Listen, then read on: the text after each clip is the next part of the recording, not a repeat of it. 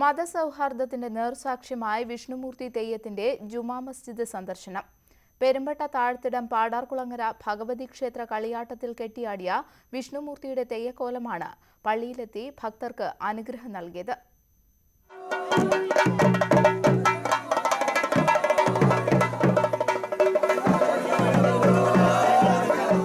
പെരുമ്പട്ട ഭഗവതി ക്ഷേത്രത്തിൽ കെട്ടിയാടിയ വിഷ്ണുമൂർത്തിയുടെ നരസിംഹാവതാരം ഹിരണ്യവധത്തിനു ശേഷമാണ് മസ്ജിദ് സന്ദർശനം നടത്തിയത്.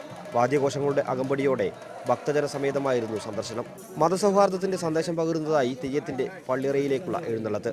തെയ്യത്തെ മസ്ജിദ് ഭാരവാഹികൾ അരിയിട്ട് സ്വീകരിച്ചു. ഭക്തർക്ക് എല്ലാ ദൈവങ്ങളും ഒന്നാണെന്ന് തെയ്യം മൊഴി ചൊല്ലി.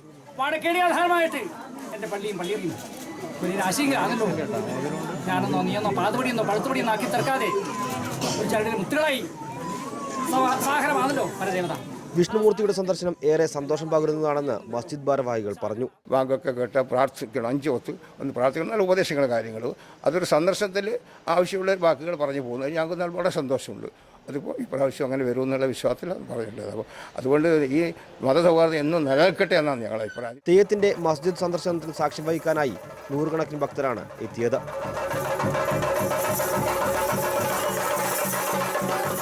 ന്യൂസ് 18 കാസർഗോഡ്.